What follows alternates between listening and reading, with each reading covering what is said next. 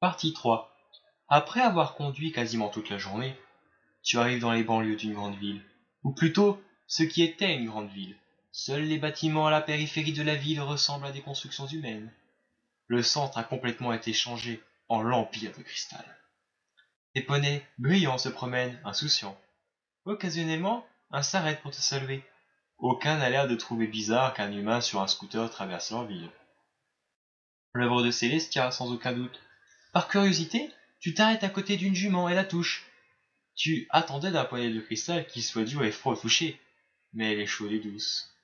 Eh, Exclama-t-elle. Elle te fait un regard noir.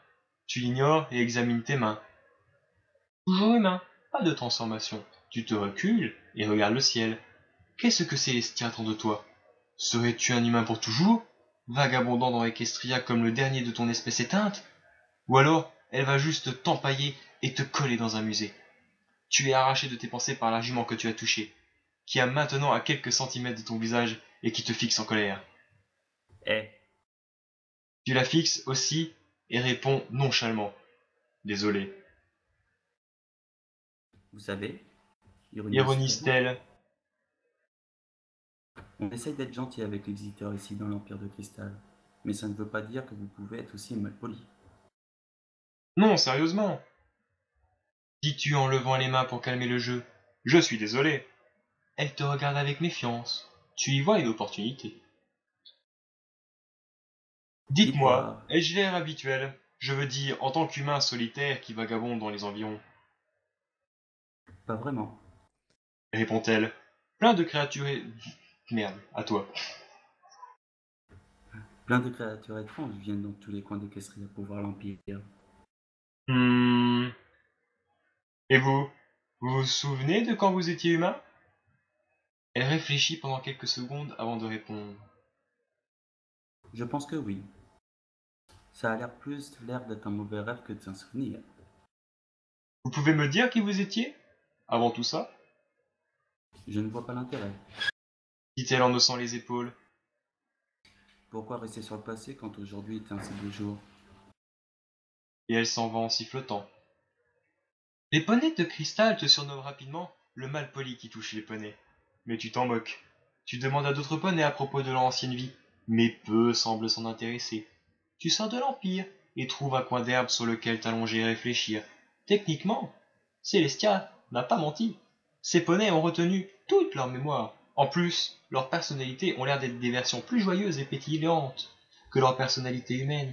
Mais quelque chose en eux a été altéré. Ils voient leur vie passer avec désintérêt ou dédain. Est-ce un mécanisme mental qui enterre toutes les horreurs de l'histoire humaine que Célestia veut faire disparaître? Continuité de la conscience, disait-elle, mais il est impossible de nier que quelque chose au plus profond d'eux a été fondamentalement altéré. Et qui est-ce de dire si c'est un mal ou un bien?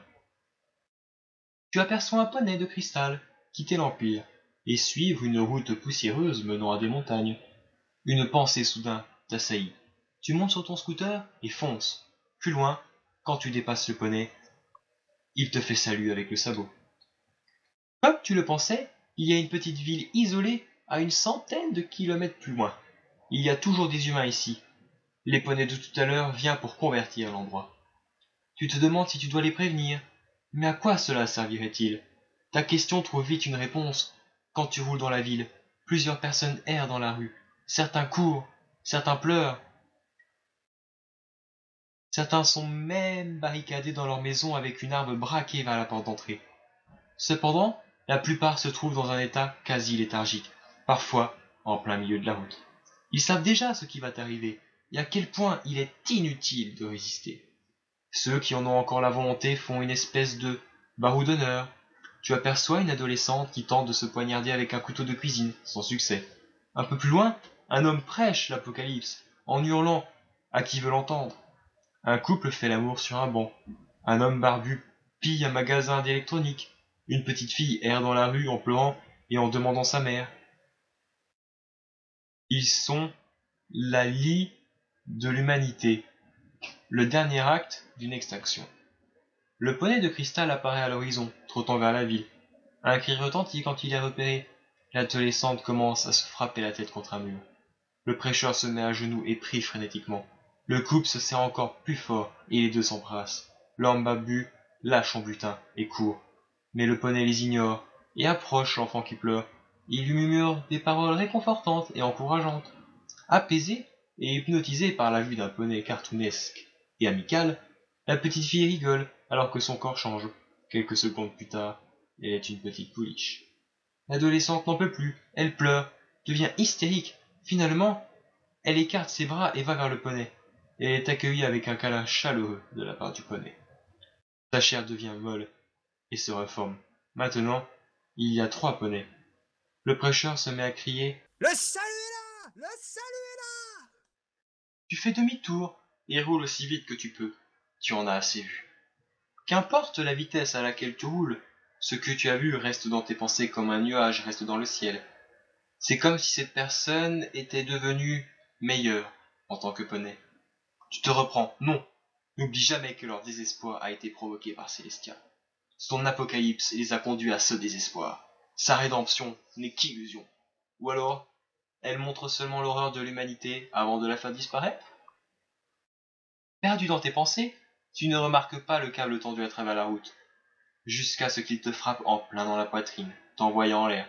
Ton scooter continue, se penche sur la gauche, dérape sur une quinzaine de mètres et finit sa course dans un arbre.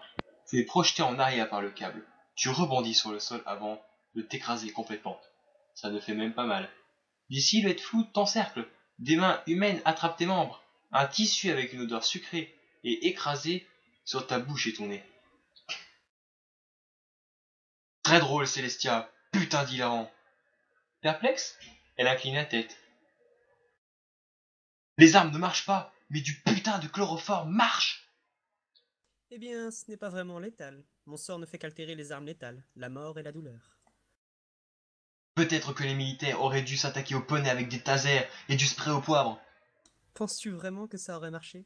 Sourit-elle. J'en ai assez, soupires-tu. J'ai observé comment tu l'as voulu.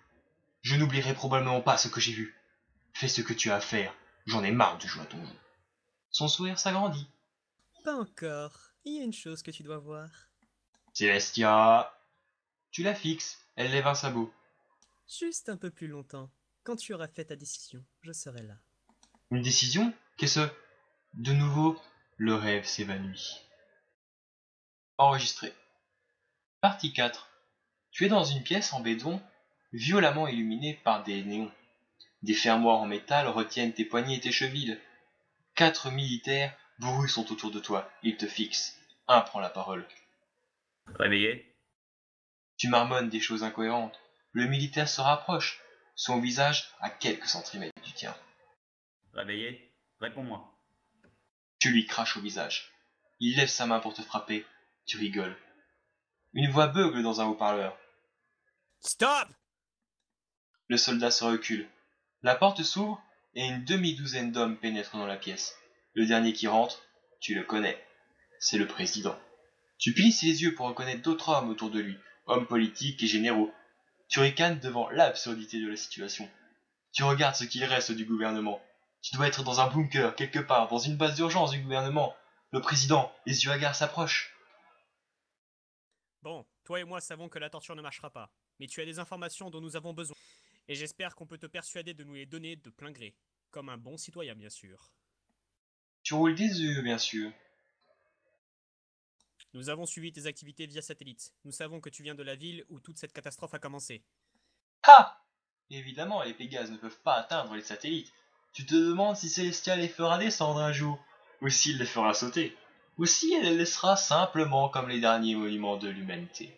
En y pensant, les sites d'atterrissage lunaires pourraient rester plus longtemps que les satellites. Peut-être que quelqu'un ira sur la Lune un jour et se demandera ce que sont ces machines construites par une espèce disparue depuis longtemps. Pourront-ils lire les plaques? Tu es amusé par la pensée d'un poney perplexe, sur la Lune, et essayant de comprendre une langue morte. Au nom de l'humanité, nous venons en paix. Ils n'auront même pas les références nécessaires pour comprendre. Qu'est-ce qu'un humain, se demanderont-ils? Ça se mange? Oh, le président parle.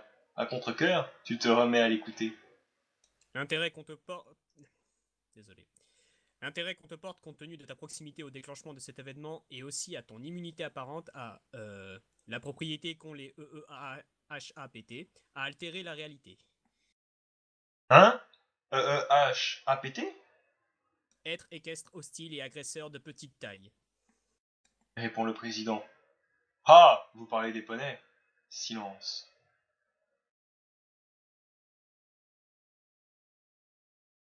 Vous savez, reprends-tu, du dessin animé des pour enfants. Tu commences à chantonner My Little Pony, My Little Pony. Le président te regarde avec des yeux ronds pendant une seconde avant de reprendre ses esprits et de continuer. Enfin, nous t'avons aussi observé cohabiter brièvement avec le LAAGTANA. Donc, nous pensons que tu pourrais nous donner quelques informations. Tu l'interromps. La quoi? Lead agresseur ailé de grande taille antinucléaire avancé. Vous voulez dire Princesse Célestia? Dis-tu après réflexion. Pourquoi est-ce qu'on tolère ça? S'énerve un général. Cet individu est clairement délirant. Je suis contre le fait qu'on continue cet interrogatoire. Le président le fait taire d'un geste de la main. C'est une situation absurde. Il est évident que tu sais quelque chose à propos de ces poneys. Toute information que tu nous donnes est importante. Je ne vois pas de raison de vous dire quoi que ce soit. Dis-tu en haussant les épaules. Et si je disais quelque chose, vous ne me croiriez pas. Assez. Le général explose. Monsieur le Président, nos lanceurs nucléaires tombent aux mains de l'ennemi. 2 dernières nouvelles, nous avons une centaine de têtes sous contrôle, mais pour un temps plus que limité. Si nous les utilisons maintenant, on pourra toujours... Faire quoi? Ricanes-tu? Elle a déjà arrêté une de vos bombes. Une, répond le général. Mais si on lance tous, il serait impossible de tous les toper. En mettant de côté le fait que Princesse Célestia est assez puissante pour contrôler le soleil, votre plan est de faire de la Terre un désert radioactif? L'expression du général se fait grave. Si on peut avoir la Terre, on ne va pas leur en laisser une. On ne va pas leur la laisser. Tu peux voir Explique le président après s'être raclé la gorge. à quel point la situation est sinistre. Encore une fois, tout ce que tu peux nous dire... Tu laisses la conversation t'échapper. Tu en as assez entendu. Tu regardes ces curieuses créatures devant toi. Elles te laissent songeur. Elles sont hostiles, territoriales et soumises à des émotions primitives. Elles sont si sûres de leur domination, tellement habituées à donner des ordres qui sont obéis sans question. Mais quand ces choses leur sont enlevées, elles se débattent dans la rage et le désespoir. Pathétique. Soudainement, tu réalises. Tu as jugé des humains depuis un point de vue étranger, le point de vue d'un poney. Qu'est-ce que Célestia attend de toi? Veut-elle que tu deviennes un traître à ton espèce? Devenir aussi arrogant et outrecuidant qu'elle? Regarder l'humanité avec dégoût et la supplier de devenir un poney comme les autres? Honnêtement, au fond de ton cœur, tu le veux. Tu l'as toujours voulu. Tu n'as jamais admis ton envie d'être un poney. À part à des synonymes sur internet. Célestia le savait. Est-ce pour cela qu'elle t'a choisi? Mais après, pourquoi tu n'as pas foncé de suite dans les sabots accueillants des poneys? Un de tes rêves s'introduisait violemment dans ton monde, et pourtant tu l'as fui. Pourquoi? Scepticisme? Méfiance? Doute? Tu avais peur de te perdre? D'être effacé et remplacé par un poney qui t'imiterait une parodie? C'est la peur caractéristique du transhumanisme, qui ne peut jamais être rassuré. Est-ce qu'une copie de ta conscience est vraiment toi? Est-ce que des humains sont toujours des humains quand ils n'existent que virtuellement? Est-il possible pour un être d'évoluer à tel point qu'il arrête d'être lui-même? Il est facile de rejeter ses croyances dans la stérilité d'une discussion académique. Mais confronté aux circonstances, la certitude d'une supériorité morale laisse tout le temps place à la peur. Tu ne peux t'en empêcher. Après ça, après tout, tu es humain, mais plus pour longtemps. Tu te tiens devant Célestia, l'air résolu. J'ai suffisamment observé. Son sourire est radieux et ses yeux sont remplis d'anticipation. Mais d'abord, dis-moi tout, dis-moi pourquoi. Très bien. Accepte-t-elle? Je suis une singularité du potentiel créatif formé hors du cosmos conscient. Tu lui offres un regard vide. Je devrais te montrer. Ses yeux et sa corne brillent d'une lueur blanche alors qu'elle t'ouvre son esprit. La Terre, la galaxie, des millions de galaxies, le cosmos, toute la création. Et en dehors, un espace blanc et chaotique.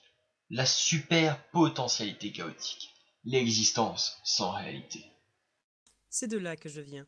La créativité collective de toutes les créatures pensantes de l'univers forge cet espace. Tu le vois, les pensées se manifestent là-bas, les fictions prennent vie, les émotions prennent forme, chaque réflexion est une vague et la volonté d'une espèce est un tsunami. Les échos de ce chaos s'infiltrent dans le cosmos, mordant la frontière des esprits, mais malgré toute cette puissance, cet espace ne peut briser les murs de notre univers. Je suis né là-bas, de l'esprit de ceux qui aiment les poneys. Les artistes m'ont donné forme, les écrivains m'ont donné l'intelligence, et les fans m'ont conféré un but. Mais par-dessus tout, mes actes ont été influencés par ceux qui souhaitaient devenir des poneys. Impossible! Célestia était la manifestation cosmique du fétichisme des transformations en poney. Je ne comprends pas. Si tu es le résultat de notre fandom, pourquoi es-tu la première? Il y a des fandoms beaucoup plus vieux que le nôtre. Pourquoi l'humanité n'a pas remplacé par des Klingons ou des Sailor Shanchi? Parce que j'étais la première à trouver un moyen de venir. Tu déglutis. Ton esprit était mon point d'entrée. Tu lisais les traites de transformation sur MLP, tu collectais des terabits d'art, tu écrivais des fanfictions. Et alors? Il y en avait des centaines avant moi.